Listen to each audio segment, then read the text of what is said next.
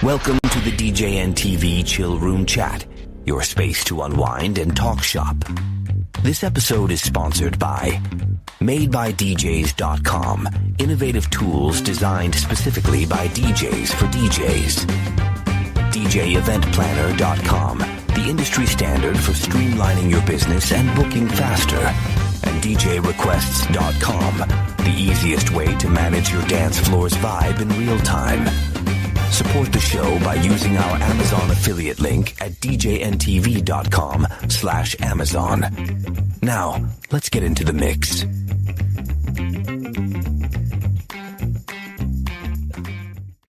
Clock. Hey guys, welcome to Hanging on Monday Nights. I put a video up today and I've got opinions on this, and I'm sure everybody does as well. I'm thinking about AI and DJs. A lot of people are using it to help them with their marketing and their websites and even their performances.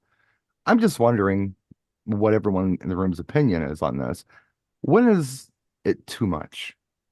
I understand that you can use it for some things, but when are you crossing the line and it's going a little too far with this stuff? Does anybody besides Buddy have an opinion on this? Because if Buddy can get us started, he's definitely got things to say. Because he was saying a lot of things before the show on this. So I was saying that AI is a tool, and if you use it properly, you can use it reliable. If I could talk right, it's Monday. It's one It's of the things that AI is doing it. It's AI doing it. AI is a tool, and you have to proof what you use it for.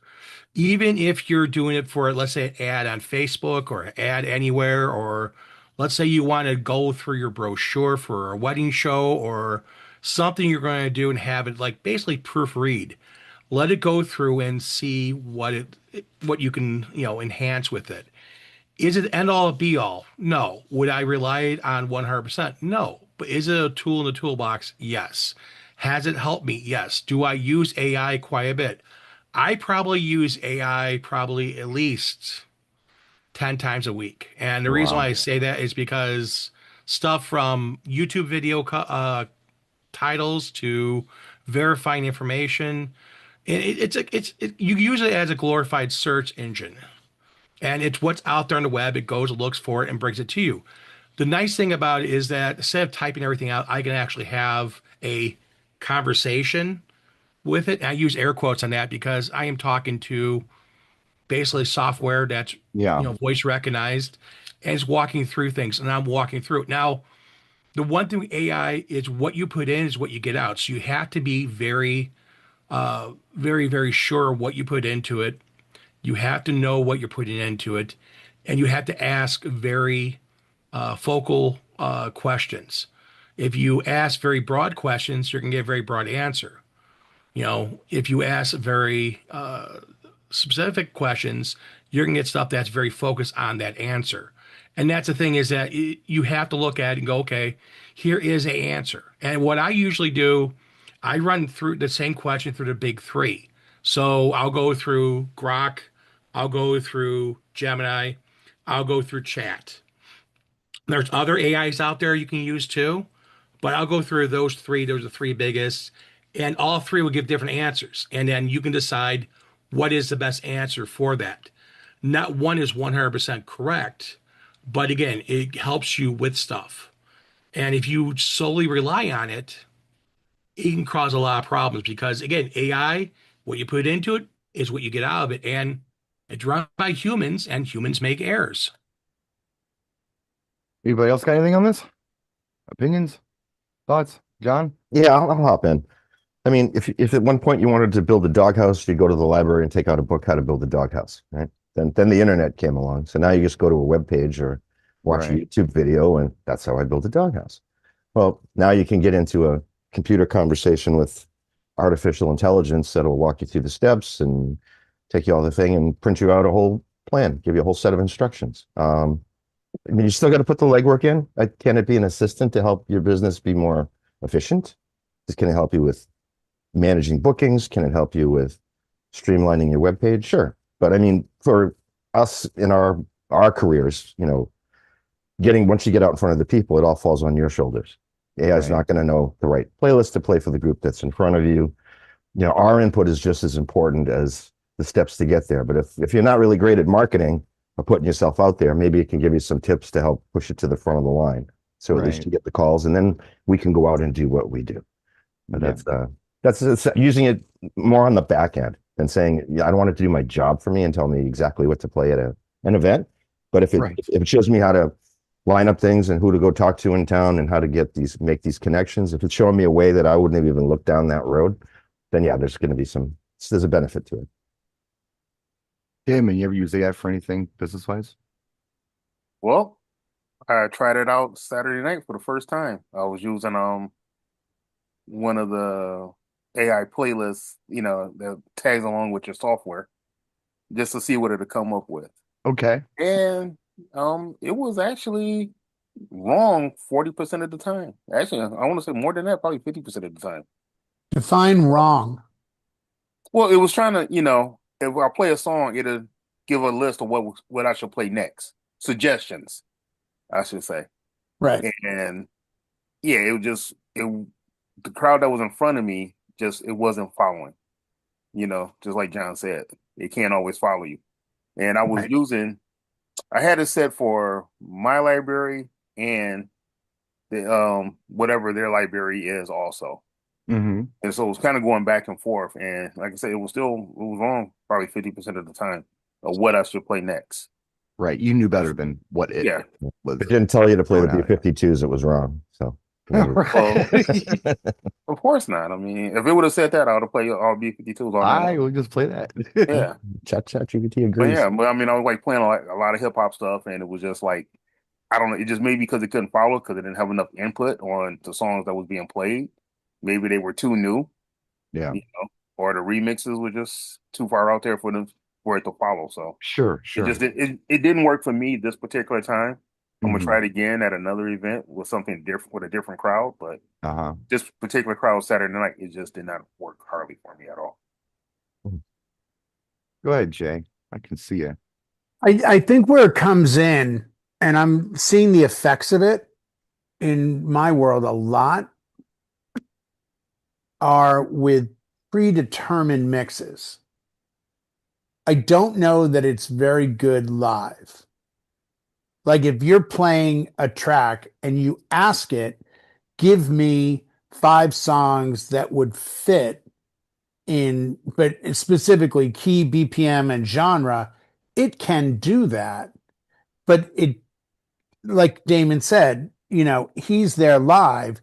He may want to go somewhere completely different, but that's his prerogative. That's the artistic aspect. If I was Yeah. painting a woman that doesn't smile with long brown hair and has a bit of a, darkish complexion, I might envision the Mona Lisa, but when I describe what I'm doing to AI, it may not go anywhere near that. So I think it's only as good as it gets. I also feel that there's 2 levels of AI people. And I was at a seminar the other day and half the seminar was on AI, and the half on AI pretty much everyone that presented opened with, if you're using free Chat GPT, just go back to Google. And then they went into the 5 levels of $20 a month, $40 a month. And I watched a guy say, hey, I think I want to move to Temecula. It was a real estate thing. He spoke for 30 minutes. And in live time, he created this dope website, had a blog, had a video, published it to Instagram, had a listing of a house he wanted to sell. Like, it was insane. But he knew everything to do to get it to perform. Mhm. And he was very critical of, like, if you just come in and say, get me a house for something, it won't. You have to massage it a little bit. Yeah. So I honestly left there much more hopeful. But the one thing I left there thinking, and I think it's the thread that binds us in our industry, the best way to use AI is to understand that ultimately this is about relationships. This is not about widgets. It's not about numbers. It's about relationships. So if you approach it from how can I better myself as a DJ, it will tell you you should practice or you could do this and that. I think instead you should say, in my area of Milwaukee, what are other mobile wedding DJs doing that I'm not? Or what can I do better that they are doing? And I think that's where the knowledge will come.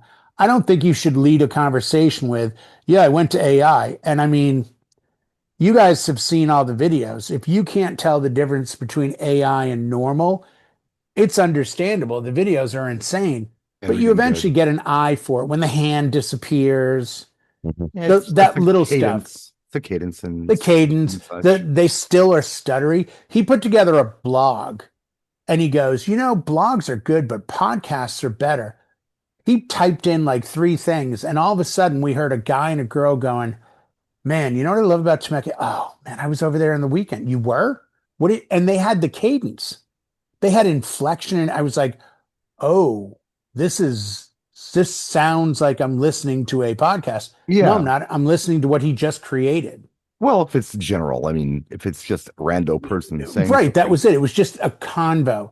I watched a video. I'll interrupt you here real quick, just quick. Yeah. I'll give it right back to you. I was watching Neil deGrasse Tyson talk about this because somebody was AIing him.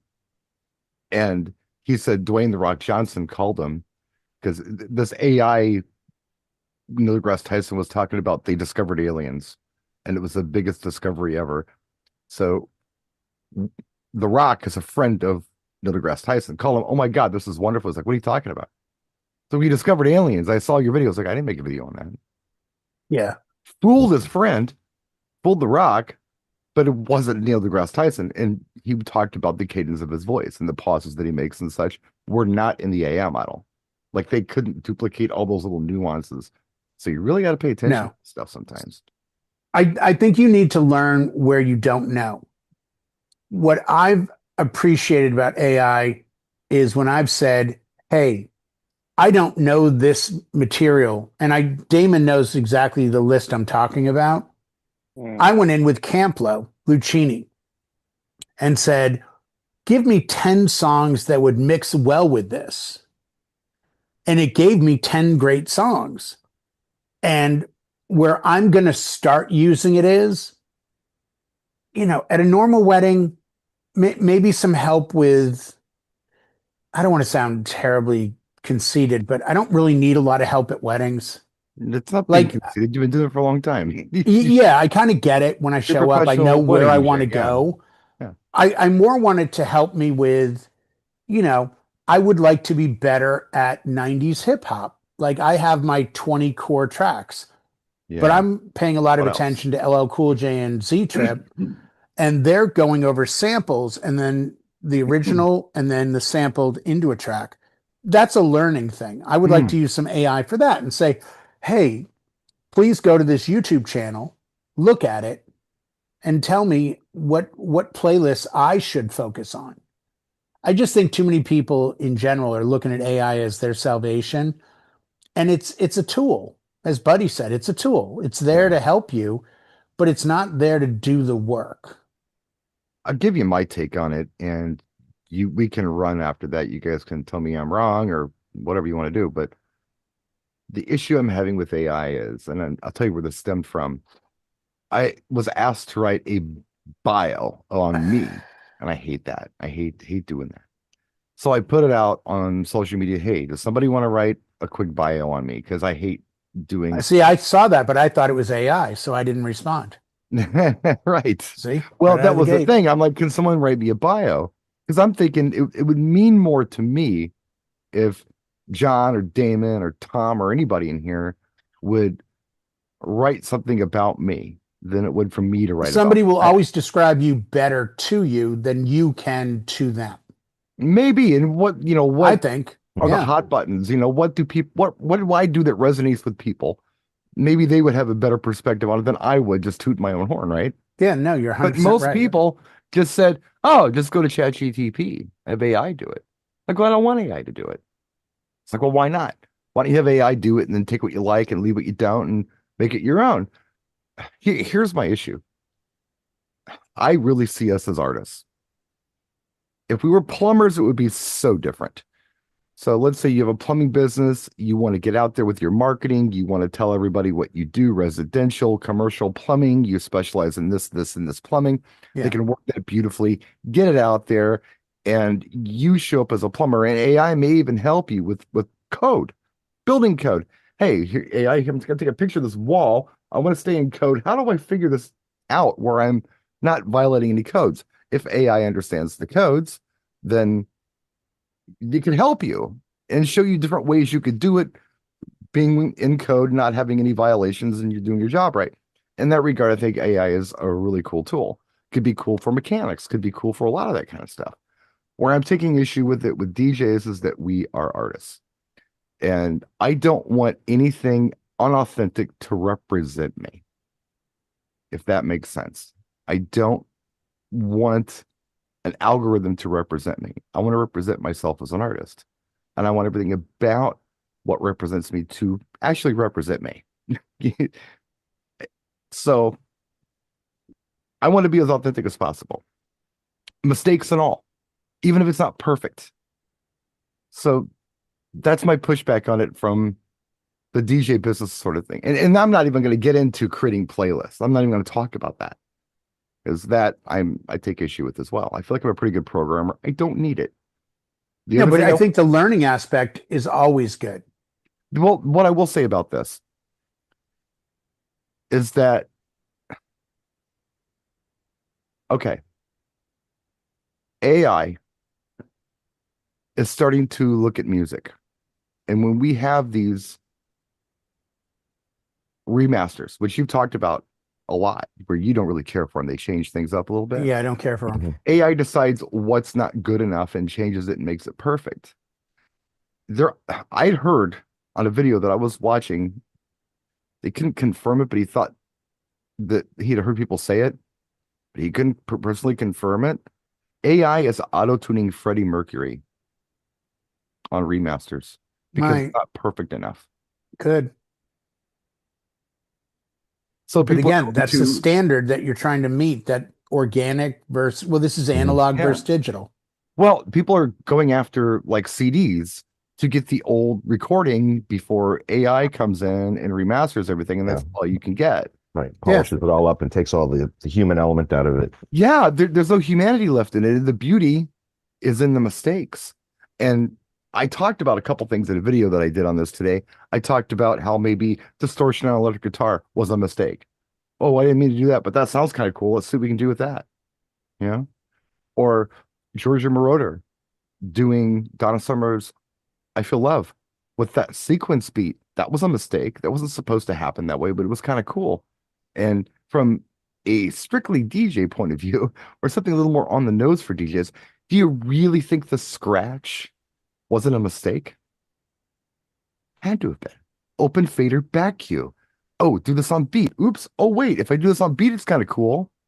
Or if everything was just totally brought down to perfection, it would lose all that really cool, lucky mistake art stuff that I think we as artists make us unique. And if AI is telling us how to do our art, then no, I don't know. That's my problem with it. I know a lot of people don't agree with me, and that's fine, but that's where I'm at on it. I would use two groups, because there's two artists that I fear the most will be touched by AI, because what they did was so just fraught with issues. You gonna bring up Beatles? No, I'm gonna bring up Led Zeppelin and Jimi Hendrix. Okay. You look at the Rain song, all these silence parts in it. AI would be like, no, there's no note there. Right. And Pink Floyd, can you imagine? It would like compress everything and be like, you didn't mean to have this song be 13 minutes long. We can do it in 3.5 now. Can you imagine what they're going to do with punk rock? I mean, But can you that's it. imagine It's like, the yeah. Beatles Helter Skelter? I mean, come on, that's gorgeous. But The yeah. first Van Halen album, and I think probably everyone after, but the first one and the second, first 100%, second 80%. Eddie Oh, Van Halen tunes his guitar, but he tunes his B to B flat. Because if you play Running with the Devil, it's yeah. A440, it doesn't quite get it. So then if you take your B string and tune it to flat, like out of tune technically, it's perfect. It sits And better it's in the like, mix. Yeah. wait a second. That's not in the world of that's it. Right. I don't know the episode of Star Trek that AI scares me about, but I've seen an episode of Star Trek where they tried to make everything perfect and they realized humans aren't perfect and Yeah. therefore they don't fit in the plan. What was the And I whole think concept that's of the fear of AI. The people that are scared are like, that's the Matrix. That's not Star it Trek. will Is that take right? us out. Yeah. It'll Yeah. take us out because we The don't seventh fit version of the in Matrix. its world. One really quick thing here, and this is kind of a counterpoint to all this with the music and stuff. AI can fix certain things. Now, should they go back and fix a song that we all know? No. But what about remixes? People take songs and remix stuff all the time. Is that taking that song and then changing that song to the way they feel it should be? There's people taking disco songs or disco tracks, taking samples, taking the whole song and redoing it, making it for, you know, for EDM or for whatever. Is it right or wrong? Where do you draw the line? Do you draw the line saying you can't remix songs anymore, or AI can't do it? No, I think that's It's artistic, and I think you could. I would be interested to take AI and do a remix, not a remaster. To me, a remaster is taking the original and messing with it. Maybe But a maybe bring the remix is a vocals up remix. front because they didn't used to mix with vocals up front. They used to mix with everything kind of in harmony. And then I don't know when it was, the 80s when they started putting vocals way up front. Yeah, and you end up Yeah. with that situation of this is another artist's interpretation. I remember talking to Dave Day and Chris Cox about it, probably 2010-ish, and I didn't know what stems were.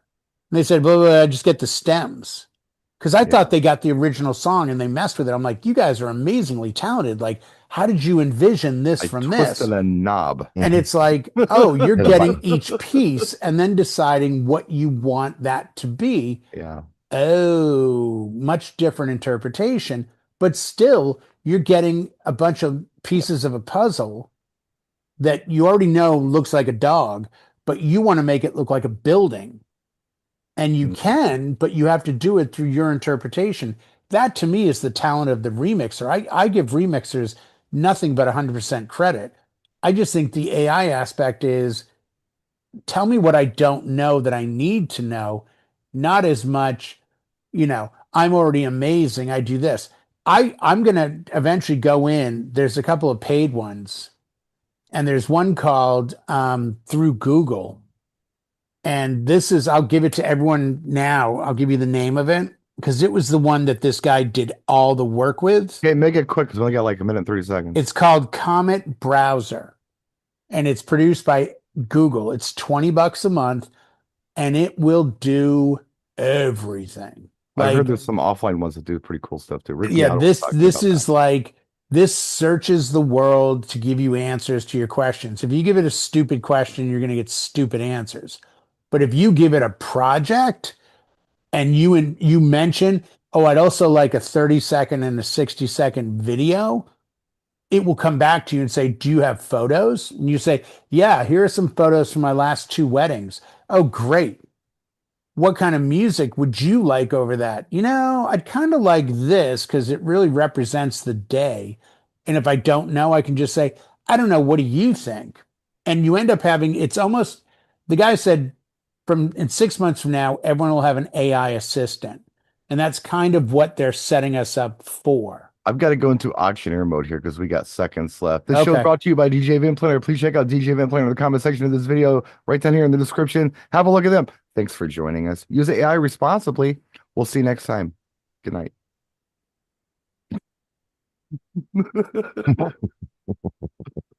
7